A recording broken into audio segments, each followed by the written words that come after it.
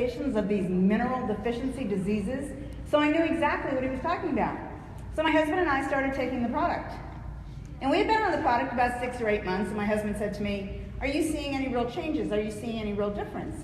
And I said, "I can't say that I am, but I'm not going to stop taking these products. I understand this message, and I know I need minerals." About 2 weeks later, as fate would have it, he gets an email blast talking about Dr. Wallach's own 100% plant-derived colloidal minerals. And he said, "Will you look into this for me? I thought we were taking Dr. Wallach's minerals." Oops. Okay, I looked into it, and lo and behold, we had been taking minerals from a company that had pirated Dr. Wallach's cassette tape to sell their product, and it was nowhere near the quality of Doc's product. We got on Dr. Wallach's products immediately, and within just a couple of weeks, started to see some amazing changes and amazing differences. Not all minerals are created equal. So don't tell me you can go to Costco and get a bottle of minerals for $9, because if you're going to spend $9 on a bottle of minerals, you're going to get every bit that you paid for. Okay? You're not going to get what you need. So from my perspective, there's not a mineral product on the market that can give us the amazing blend that we have with the Youngevity minerals. Now, how many of you were with us on the mine tour the other day? Pretty amazing, and I've been there before. And, you know, you go to the mine and you see the mine, and this is where we get the product, and that's all well and good. The other day it hit me. What a gift we've been given. What a gift God has given us to put those minerals right here and to get that message to Doc Wallach so that those minerals are our product.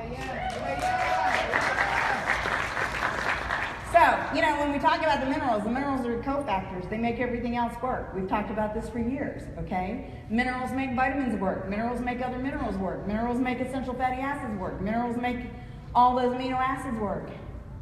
We have to have the minerals to make everything else work, okay? So, I'm very passionate about 90 for Life. I'm very passionate about the minerals.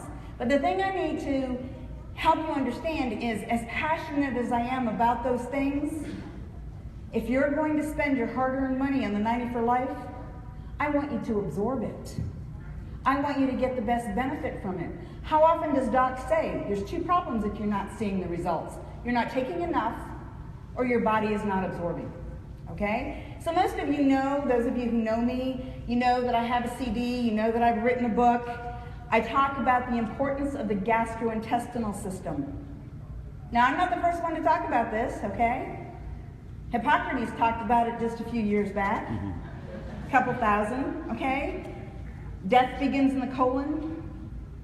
Like Doc always says, a clean colon is a happy colon. There's a lot of things we need to know about the gastrointestinal system in order for our bodies to be able to break down and absorb these nutrients effectively and efficiently. But more than that, we know how important the digestive system is with respect to every other system in the body. If your digestive system is not healthy, you're not healthy. You're not healthy from the cardiovascular perspective, you're not healthy from the endocrine perspective, you're not healthy from the reproductive perspective, you're not healthy from the neurological perspective. If your gut is not healthy, everything else is impacted. So today what I want to talk with you about is the impact that digestive health has on the brain. It's pretty amazing, okay? Now, let's step back just for a minute and think about how conventional medicine or modern medicine takes care of us. Anyone been to a doctor in the last 10 years or so? Okay, most of you have. Now, I'm going to venture to guess that even if you went to a primary care doc, chances are real good that that primary care doc may have found something wrong with you and put that thing into a box. All the testing that was done was to identify that single thing. Any medications that you are prescribed for that single issue.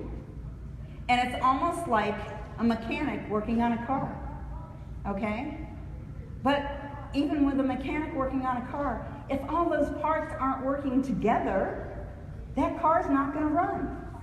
The same thing with us. If it's not all of us working together, we're not going to run. So very plain and simply, conventional medicine has taken what we knew to be the way to help ourselves and created compartmentalized medicine.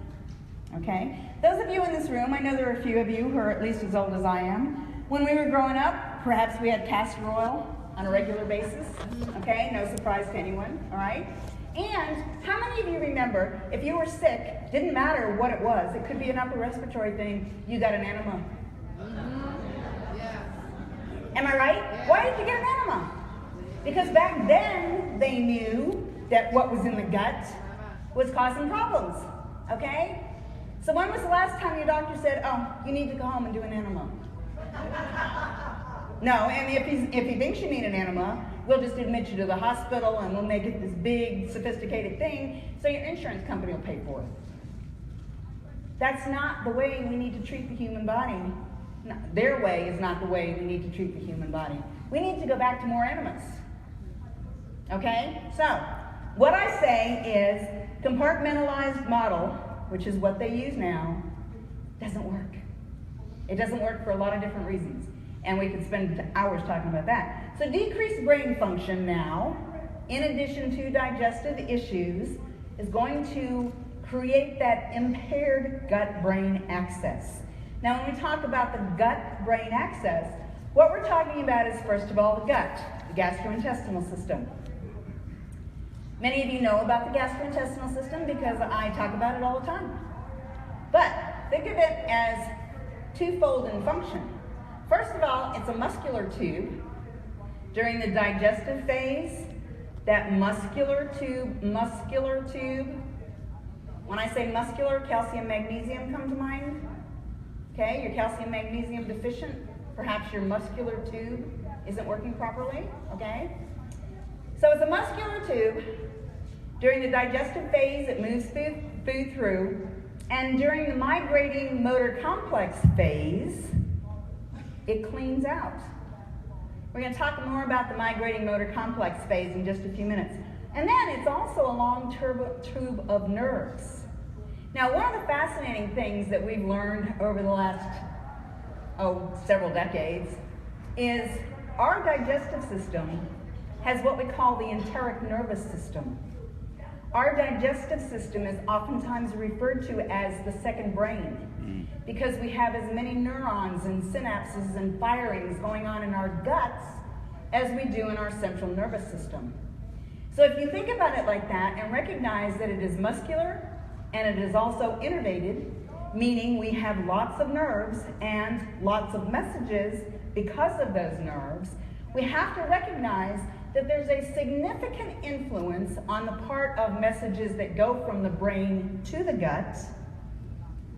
However, significant number of messages that go from the gut to the brain. It's called the gut-brain axis. What happens in your brain impacts what happens in your digestive system. However, the big important thing we need to understand is what happens in your digestive system impacts what happens in your brain. And if what's going on in your digestive system is yielding a bunch of toxins, and that's the message going to the brain, is it any wonder we have so many brain issues?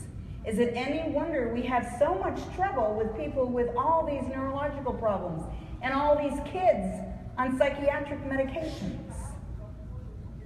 All this happens as a result of those impulses and messages going back and forth through the vagus nerve.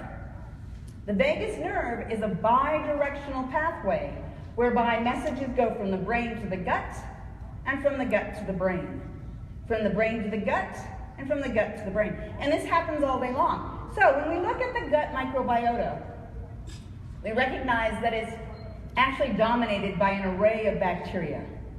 Lots of healthy bacteria, but we also have bacteria that are considered the unhealthy bacteria.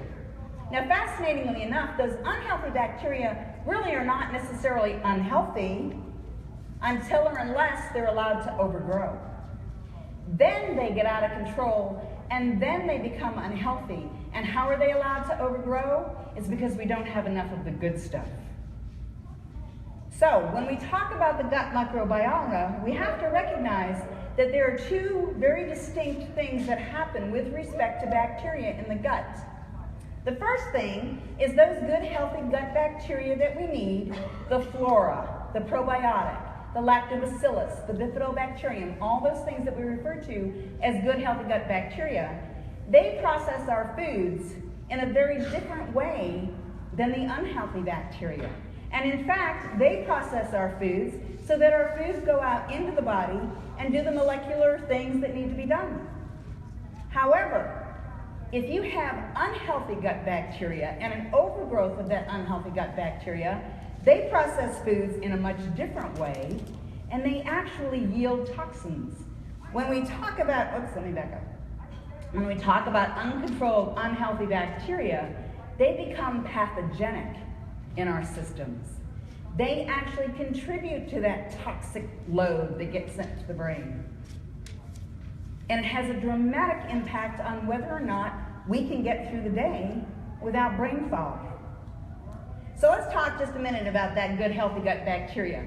When I talk about good healthy gut bacteria, I'm talking about the lactobacillus strains and the bifidobacterium strains primarily. And how do we develop that good healthy gut bacteria? Well, usually it happens when we're born. If a baby is born vaginally and comes through the birth canal, what happens during that phase of birth is they start to pick up all of mom's bacteria and start to colonize their digestive systems. They start to colonize their guts. And as they colonize their guts with that good healthy bacteria, it begins to multiply.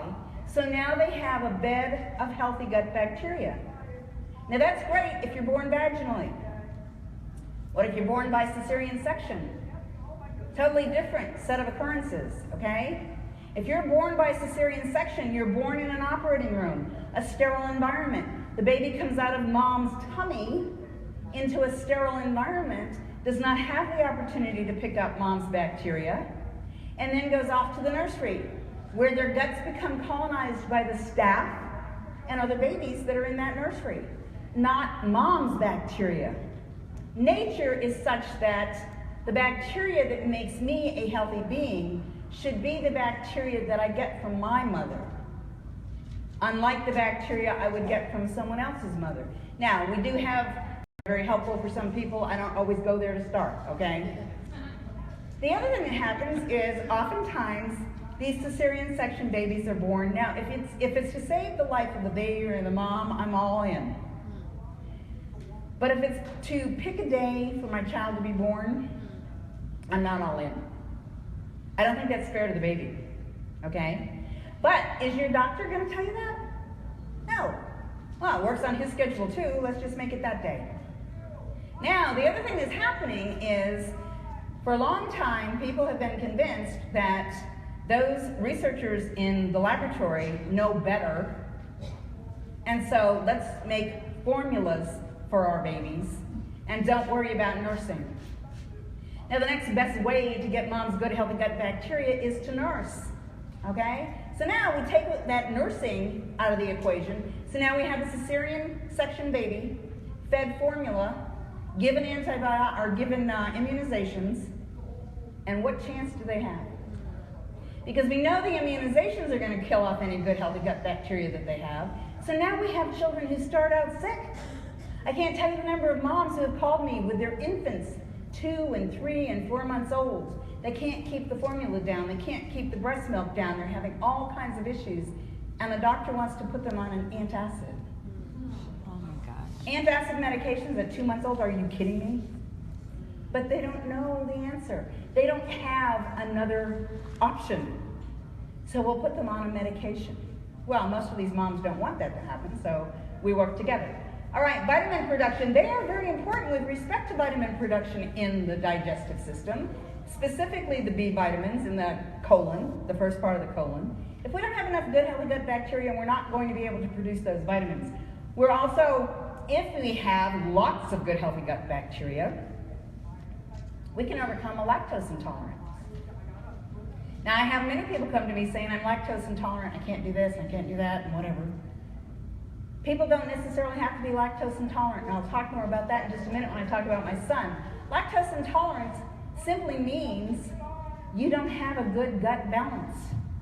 You don't have enough of the good healthy gut bacteria. You have an overgrowth of the unhealthy bacteria that impacts the integrity of the lining of your digestive system, and that allows for a leaky gut. Stabilizes cholesterol levels, defense against foodborne illness. Our very first defense against foodborne illness is the hydrochloric acid. So, if you're someone who takes an antacid medication and you decrease your acid, you also kill off good healthy gut bugs, so you decrease those, and now you're the one that will sit down at a dinner table and be the likely one to get food poisoning when the rest of us don't. Because you don't have the hydrochloric acid to kill the bugs, and you don't have lots of good healthy gut bacteria. They inhibit Candida yeast. I can't tell you how many people, even at this event, have come up to me and said, I had a Candida overgrowth or Candida overgrowth, and I'm working on it. What can I do? Many people have that Candida overgrowth. Why? Because they've killed off all the good stuff, and that gives that bad stuff the opportunity to multiply and multiply and multiply. An increase in peristalsis.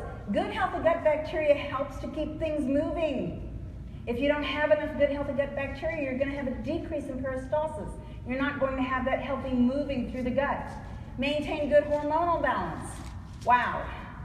We can spend a lot of time talking about this, and for those of you who listen to my Tuesday night call, you know this is one of my favorite things to talk about. Because when we talk about genetically engineered foods, genetically modified foods, and the impact that glyphosate, which is the active ingredient in Roundup, has on our digestive systems, it is amazing. It knocks out all that good healthy gut bacteria, but more importantly, what they found is that glyphosate is directly linked to a class of enzymes in the liver called the cytochrome P450 enzymes. Don't worry about that, okay? CYP enzymes, that's what we call them. Those CYP enzymes are critically important. Enzymes are important. You know that. I talk about enzymes incessantly. This class of enzymes are critically important in the liver to help us to detoxify. If your liver isn't detoxifying you, you're not healthy, okay? So, those enzymes help the liver to detoxify, but another very important thing that's been learned is those enzymes also impact our hormonal balance. When I'm talking about hormones, I'm talking about all of them. But let's think about estrogen, progesterone, testosterone. Let's think about infertility. I know when I was growing up, God bless you, I know when I was growing up, there was not a fertility clinic on every other corner in the major city. Okay? We are human beings. We are designed to procreate. Why are we having so much trouble? Why is it such an issue? Is it because all of a sudden everyone's being born with a gene that predisposes them to infertility? Now, does that make any sense? Really? Okay? It has more to do with our environment and certainly much more to do with our food. So when we talk about that good hormonal balance, those horrible foods that are in the standard American diet is what is impacting that good hormonal balance. Detoxify hazardous chemicals in foods such as nitrates. Anybody ever eat bacon, sausage, prepared meats? If you're not raising your hand, you're not being honest with me or yourself, okay? Now, we want nitrate foods. Like Dr. Wallach always says, don't step on the landmines. Eliminate those things as much as you can. But if, in fact, you ate something with nitrates, if you had a lot of good, healthy gut bacteria, it would just pass things through and things would be good. It would not be such an issue. That does not give you free reign to go eat a pound of bacon that is not nitrate-free, okay? But what I'm saying is it does impact your health if you have that balance or don't have that balance of good, healthy gut bacteria. Control acidity alkaline levels. Now, really, do you think when God put us on this earth, He expected that we would grow up and have to buy a special water system? Now, really? We have an innate ability to correct acidity alkaline levels if we keep that impact of gut, or that balance of gut bacteria where it needs to be. Help eliminate bad breath, bloating, gas, cramps, diarrhea, constipation, heartburn, all those things that fall into that category of digestive symptoms. Our good healthy gut bacteria will help to eliminate all of those things. So, what about the unhealthy gut bacteria? Totally different story. Our healthy gut bacteria, as I said, goes out into the system, goes through the digestive system. All those good healthy gut bacteria work on all those foods, get those foods broken down into molecules, they go off to where they need to be. The unhealthy gut bacteria work in a much different way. And if you have a gut that is more unhealthy bacteria, those unhealthy bacteria process your foods in a much different way. Those healthy gut bacteria process your foods into poisons. Those poisons then leave your system. They are of no healthy use to your system, and they actually create issues depending upon where they reside. If they end up in your joints, you're likely to have an arthritic condition. If they end up in your brain, you're likely to have some type of a neurological issue. And think about that, and think about all these kids on all these psychotropic drugs. And think about their diets, and think about the impact on their gut bacteria. If it lands in your skin, you're likely to have eczema, rosacea. People will say to me all the time, how does my skin link to my gut? I got an email the other day, and the person said, I need help with toenail fungus. The first thing I'm going to say for toenail fungus is do my 20-day probiotic program. So I said, it was a PM, so I said, send me your email, I'll send you my program, okay? So I send the program, and if you're in this room, I won't identify who you are. In fact, I don't even remember who you are. But anyway, I sent her the program. The response was, this is for toenail fungus, question mark, exclamation point, question mark, exclamation point. And I said, yes. And I went on to say, we need to reestablish that good, healthy gut bacteria because the unhealthy, and the whole explanation. And then I said, in addition to that, you might want to try some tea tree essential oil to help to get rid of that toenail fungus, but we have got to address it from the inside as well as the outside. And that's where people need to understand, we need a healthy gut. I don't care if toenail fungus is your issue. If you have toenail fungus, you have yeast that doesn't belong there, and it got there because you don't have a healthy balance of gut bacteria. Now, I said I would talk about the migrating motor complex. This is something that I think is really important, and especially important for us to understand, because as our food supply has evolved, food manufacturers are really good at making sure that what goes into our food stimulates our need for more food, and more food, and more food. We never feel satiated, we never feel satisfied. We have a tendency to graze all day long. So let me tell you what happens when we talk about the migrating motor complex. As I said, you've got a muscular tube and an innervated tube, the digestive tube, okay? And as you're digesting, that all works to digest what's there. After you've stopped eating for a couple of hours, what kicks in is the migrating motor complex. This migrating motor goes through that system when there's no food there and takes out the trash. Cleans out undigested food, cleans out some of that bad bacteria, moves these things through your digestive system, through primarily the small intestine, and into the colon. If you don't have the opportunity to allow this migrating motor complex to occur, you have a buildup of bacteria, a buildup of undigested foods, and a very unhappy gut. Now, this migrating motor complex takes approximately 90 minutes to 2 hours. And again, it's this wave that sweeps out or cleans out the digestive system. So, if you're someone who grazes all day long, and I had several people come up to me yesterday after my lecture and say, I do exactly that, and many people do. You have a bowl of pretzels on your desk, and all the time you're working, you're munching on those pretzels, and then you take time to go eat lunch. And then you come back from lunch, and while you were at lunch, you picked up a bag of Doritos. And all the time you're sitting there, you're munching on your Doritos. And then you get off work and you go eat supper. You have not given your body the time to clean out. That gives you one opportunity, and that's the opportunity at night.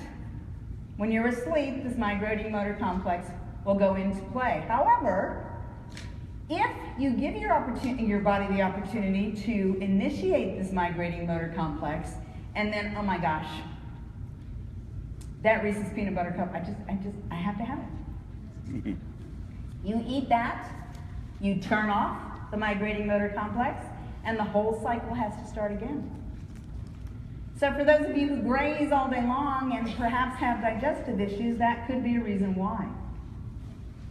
Both the migrating motor complex and digestive motility are actually mediated and impacted by the enteric nervous system, that central nervous system. Central nervous system impacts it because those messages go through the vagus nerve to the gut and allow for that enteric nervous system to do the job it needs to do. Then those messages go from a healthy gut to the brain or an unhealthy gut to the brain. And if those messages go in the form of an unhealthy gut to the brain, unfortunately, that's when your brain is not healthy. People will say to me, I need to get over this brain fog. If you have brain fog, chances are real good it's because you don't have a healthy gut. All right, candida or candida overgrowth. Now the important thing to remember here, and this is one of the reasons why we talk about candida all the time, what we're learning is if your body processes foods properly, you will be healthy. If, however, your body's processing foods in an unhealthy manner, you can be unhealthy. Now when we look at candida or candida, however you choose to say that, what we know is that that yeast-type bacteria, which is what candida is, requires glucose. That glucose is provided by carbohydrates. Anybody eat carbohydrates this morning? Okay, most of you ate carbohydrates this morning. Now, if you have good healthy gut bacteria and you don't have any of that, you don't have the overgrowth of the unhealthy gut bacteria, you all have the unhealthy stuff, okay? I hate to tell you, but you do. Right? But as long as you've got lots of the good stuff, that good stuff is going to process that glucose in such a way that it will yield lactic acid, water. It'll yield energy through a process of glycolysis. That's what happens in the gut when your body is digesting good healthy carbohydrates with good healthy gut bacteria. However, if you have an overgrowth of unhealthy gut bacteria, it loves all those carbohydrates, but it will process that glucose in a much different way. And instead of having that energy and the things that you expect to get from food, it's going to process those carbohydrates in such a way that it will yield alcohol. Now, the sad reality there is, how many of you don't have to raise your hand, how many of you think about this? You sit down, you have a meal, and you want to go to sleep? And you have a meal and you're supposed to be energized. You're supposed to have, that meal is supposed to give you the fuel, to make you run, to give you the energy, to move you along. But instead, you eat a meal and you have to go take a nap. Okay? What's happening? Well, perhaps you have an overgrowth of the unhealthy gut bacteria, and now when it's processing any of the carbohydrate you had in that meal, you're drunk. Now, this happens to children. And their parents can't figure out why after they eat a meal they need to take a nap, or why after they eat a meal they kind of stumble around, or they act inappropriately with their toys. It's because their little guts are so unhealthy they can't process that glucose. So what are some of the symptoms of an impaired gut-brain axis? Well, most of you have probably figured out many of these symptoms. When we talk about an impaired gut-brain axis, we're going to have poor or sluggish digestion, meaning the things are not going to get from the mouth to the toilet in the way they're supposed to. It's because things are not working, moving through the way they're supposed to. You're likely to have perhaps constipation or diarrhea. I have a 20-day flora program that I recommend for people to help to reestablish all those good healthy colonies of gut bacteria. People will say, I have constipation. I'll say, do the 20-day program. People will say, I have diarrhea. I say, do the 20-day program. And people are like, what do you mean? It works for both. It works because it helps to correct that bacterial balance, which in turn helps to correct gut motility, which in turn helps to do what needs to be done. Correct the constipation or correct the diarrhea. All the time I get calls from people, oh my gosh, I've been constipated for 40 years. I can't believe I started having normal regular bowel movements. Or I get calls from people, oh my gosh, I've dealt with diarrhea for 10 years. I just had to call and tell you I had a regular bowel movement this morning. I hear about people's bowel habits all the time. But that's okay. That's what I do. And if I know that your bowel is working the way it's supposed to, I know that you're going to be absorbing the nutrition that you're taking in, and you're going to be absorbing these nutrients out of the 95. Yeah. Systemic issues, skin conditions. Let's go back to skin conditions for just a minute. People say to me all the time, my gut bacteria impacts my skin. Now this is where I tell a story about my son, who's now 23. He gets a little embarrassed that I tell the story now. Yeah. Used to be fun when he was little. I'd talk about him. Oh, he thought that was so cool. Now he doesn't think it's so cool anymore because I talk about when he was 2. He had a horrible, horrible ear infection and strep throat. It took 3 rounds of antibiotics to kill the strep throat, and during the 3rd course of antibiotics, he got very sick. Dehydration, sunken eyes, horrible diarrhea, diarrhea, diarrhea. He was one sick kid. I knew enough to get him lactobacillus.